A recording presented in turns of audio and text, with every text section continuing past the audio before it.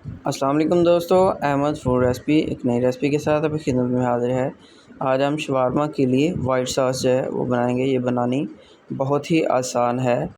तो चलें दोस्तों अपनी मेन रेसिपी की तरफ चलते हैं। सबसे पहले हमने यहाँ पर 8 से 10 जवे लहसुन के लेने हैं, उसको ऐड करना है।